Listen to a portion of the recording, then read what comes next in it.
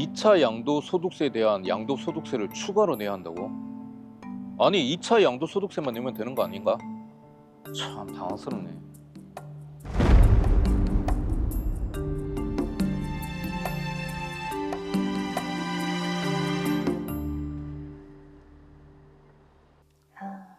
내년에 채원이 중학교 들어가면 새 방을 하나 만들어줘야 될 것 같은데. 계속 언니랑 한 방 쓰게 하는 것도 좀 그렇고.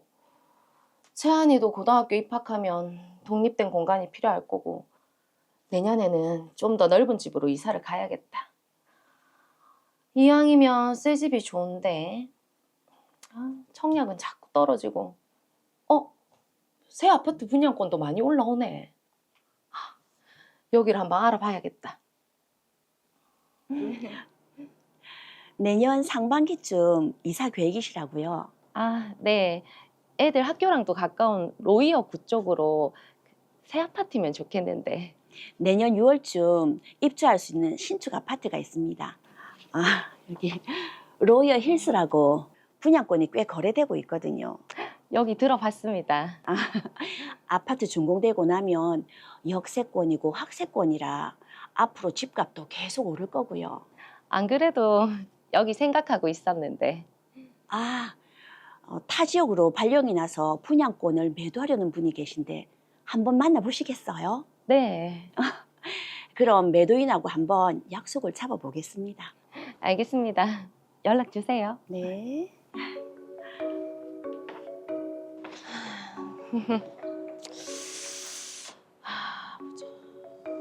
로이어 힐스? 여기 부동산 카페에서도 많이 올라오던 데인데. 집값이 올랐으면 올랐지 떨어질 일은 없다고 했고. 내년 6월이면 딱 좋네. 일단 매도인께서 분양권을 매도하는 대신 1억 원의 양도 차익을 얻었으면 하시거든요. 아무래도 제가 다른 지역으로 이직만 안 갔어도 분양권을 안 파는 건데 저도 이 차익을 좀 봐야죠. 예. 그럼 대략 얼마나 될까요? 저는 세후 1억 원 정도면 좋을 것 같습니다. 그렇게 되면 분양권 매매에 따른 양도소득세율이 분양권을 보유하신 지가 1년은 넘으셨죠? 네, 그렇습니다. 1년 이상 보유하셨으면 양도소득세율이 60%이거든요. 지방소득세 포함하면 66%, 세후 1억 원의 양도 차익을 얻고 싶다고 하시면 매수하실 분이 프리미엄으로 한 2억 9천만 원 정도는 주셔야 합니다. 프리미엄으로 2억 9천만 원이요? 아휴, 그 정도 피를 주고 분양권을 사기에는 좀 부담이어서요. 좀 부담이 되기는 하죠. 예, 아무래도 포기해야 될 것 같네요. 아니면 매수인, 매도인 분들 다 윈윈 할 수 있는 방법이 있습니다. 어떻게요? 손피 거래라고 매도인 분이 받기를 원하는 프리미엄 금액과 그에 부과되는 1차 양도소득세, 1차 양도소득세에 부과되는 2차 양도소득세를 매수인 분께서 현금으로 부담하시는 겁니다. 매수인이 부담한다고요? 그렇습니다. 매도인 분은 세후 양도 차익으로 1억을 받기를 원하잖아요. 프리미엄 1억에 1차 양도소득세 6,600만 원, 2차 양도소득세 4,656만 원, 이걸 더하면 2억 956만 원만 매수인 분께서 부담하면 됩니다. 2억 956만 원이요? 네. 매도인 분이 양도소득세를 부담하는 경우에는 피를 2억 9천만 원에 팔아야 하는데 매수인 분께서 양도소득세를 대신 부담하는 손피 거래를 하면 피를 2억 956만 원에 팔아도 똑같은 결과가 나옵니다. 매도인 분은 세후 1억을 가져가시는 거고 매수인 분은 약 8천만 원을 아끼시는 거죠. 두 분 그렇게 하시겠어요? 저야 그렇게 하면 좋죠. 분양권을 꼭 사고 싶기도 하고. 네, 뭐 저도 세후 1억이면 상관없습니다. 그럼 손피 거래로 하시죠. 네. 그렇게 저희는 매수인이 양도소득세를 부담하는 계약을 했습니다. 이후 매수인은 저에게 2억 956만 원을 지급했고 저는 매수인에게 분양권을 이전하는 한편 준공 이후 매수인의 명의로 소유권 이전 등기를 마쳤습니다. 그렇게 관할 세무서에 양도소득세를 신고 납부하러 갔습니다. 그런데 매수인 오주영 씨로부터 받은 2차 양도소득세 4,356만 원에 대해서도 양도소득세가 부과됩니다.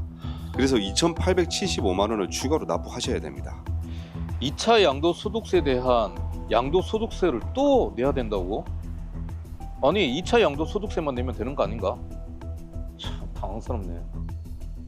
일단 매수인한테 전화 한번 해봐야 되겠다. 안녕하세요. 아파트 분양권 매도인입니다. 아, 예. 어쩐 일이세요? 제가 세무서에 양도소득세 신고 납부하러 갔는데 세무서에서 2차 양도소득세에 대한 양도소득세를 또 내라고 얘기하더라고요. 네? 그래서 추가적인 양도소득세 2,875만 원을 매수인 분께서 내주셔야 될 것 같아요. 아니, 저는 분명히 그때 제가 부담해야 될 양도소득세랑 현금으로 다 드렸잖아요. 아니, 그걸 제가 왜 내야 되나요? 아니 매수인 분께서 양도소득세 다 부담하기로 하셨잖아요. 그러니까 당연히 추가 부과도 내셔야죠. 아니 그런 게 어디 있습니까?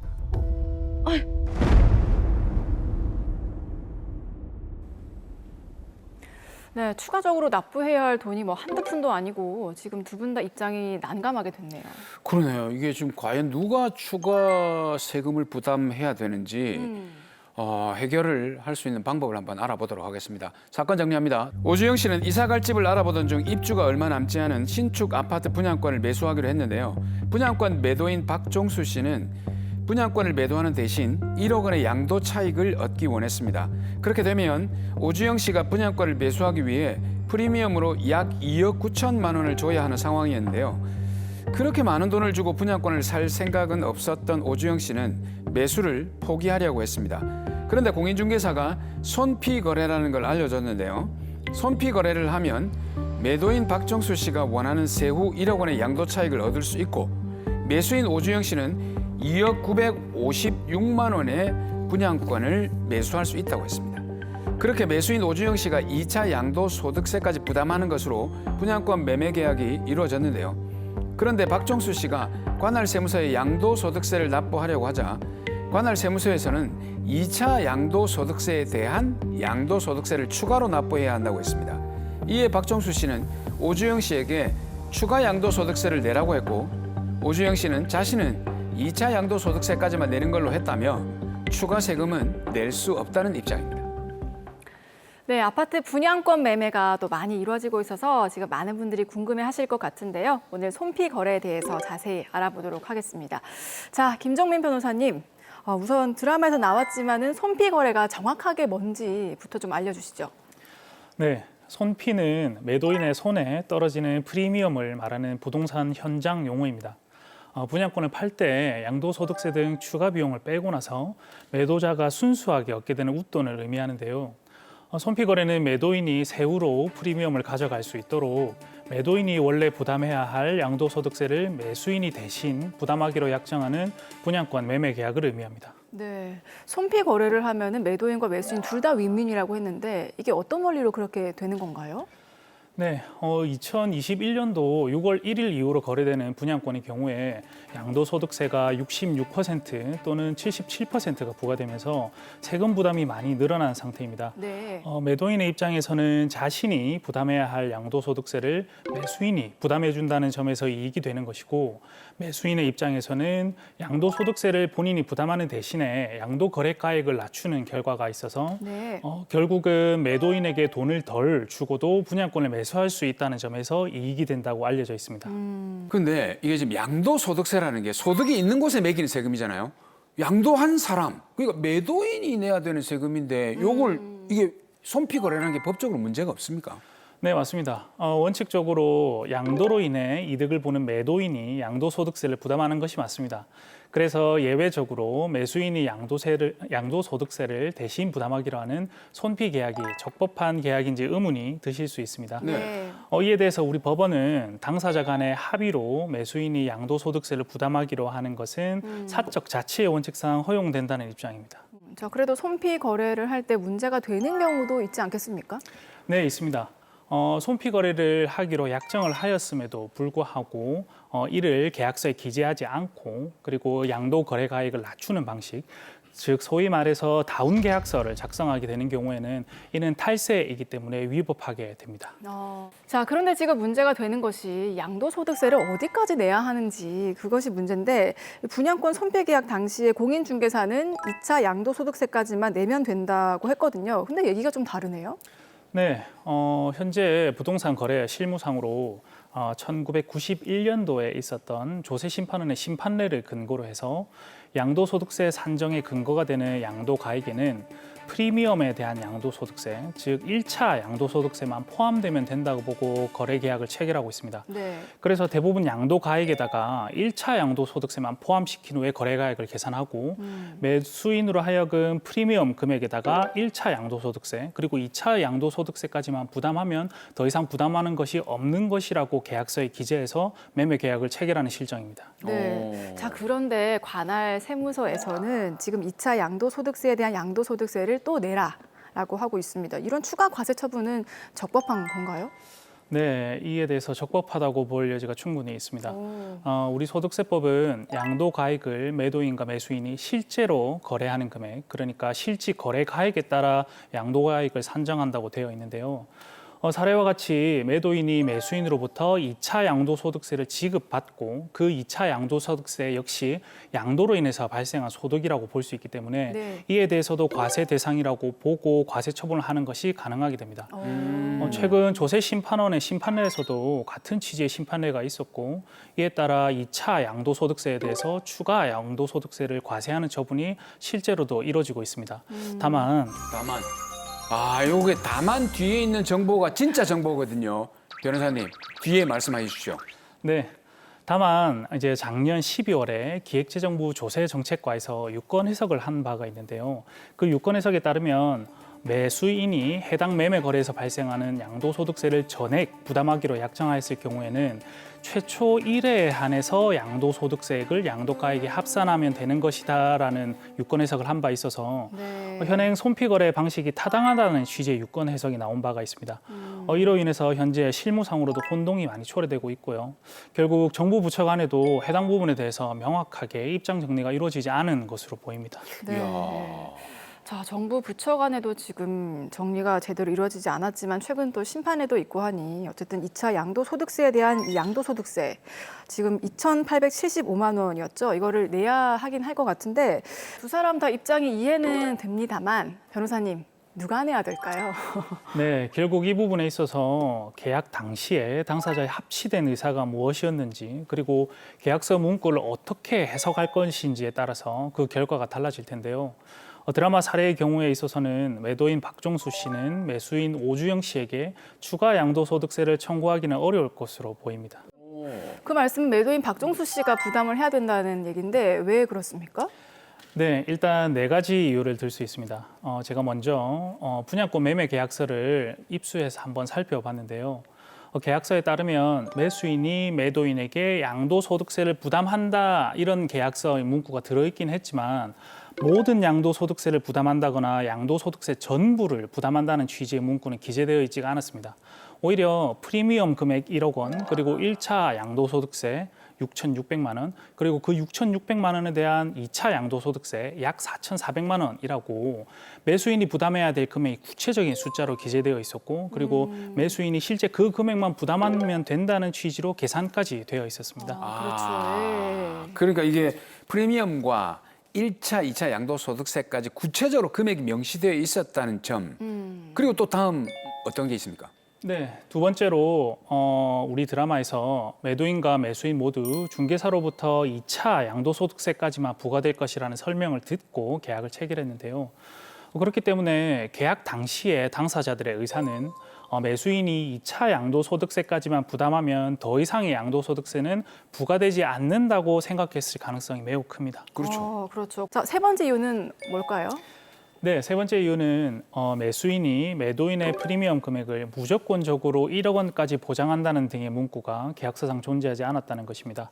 그리고 마지막 네 번째로는 만약 매수인이 3차 양도소득세를 부담하게 되면 이 3차 양도소득세 역시 양도로 인해 발생한 이익이 돼버리기 때문에 네. 이에 대해서도 결국 4차 양도소득세가 부과되게 되고 그러면 논리적으로 양도소득세가 무한하게 반복되는 현상이 일어나는 문제가 발생할 수 있습니다. 그러네요. 실제로 드라마 사례에 의사한 경우가 있었는데요. 해당 사례에서도 제가 말씀드린 사유와 그 유사한 사유로 매수인에 대한 책임이 인정되지가 않았습니다.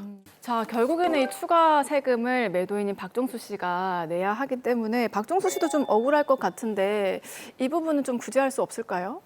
네, 구제 방법으로 두 가지 정도를 생각해 볼 수 있겠습니다.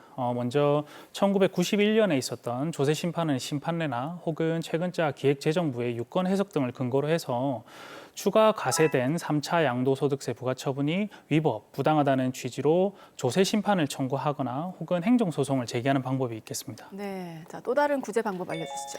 네, 공인중개사에게 손해배상을 청구하는 방법이 있겠습니다. 네. 공인중개사가 설명 의무 내지는 선량한 관리자의 주의 의무를 위반했다는 이유로 공인중개사에게 손해배상을 청구할 수도 있습니다.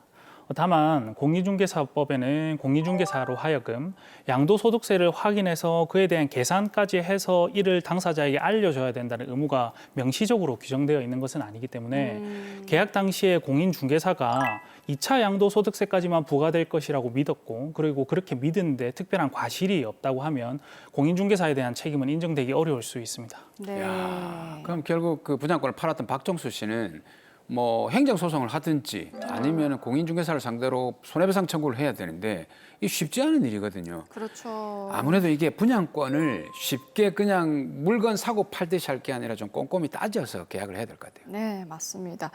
자, 이 사건도 정리를 해보겠습니다. 변호사님, 박종수 오주영 씨를 위한 솔루션 제시해 주시죠. 손피 거래가 분양권 거래 실무상 현행 많이 이루어지고 있는 상황입니다. 그런데 손피 거래에 관련한 조세 규정이나 처분 내용이 불확실한 상황인데요. 조세 관련 규정이나 실무는 시시각각 변화하기 때문에 분양권 거래 당시의 규정이나 실무를 정확하게 확인할 필요가 있습니다. 특히 매도인과 매수인 간에 추가로 부과된 양도소득세를 누가 결국 부담하게 되느냐에 대한 문제는 계약서의 문구나 그 당시에 어떤 상황이 있었는지를 가지고 판단하게 될 것이기 때문에 분양권 매매 계약을 할 때 특히 손피 거래를 하는 경우라고 하면 법률 전문가의 조력을 받아서 계약을 체결하는 것이 바람직하겠습니다.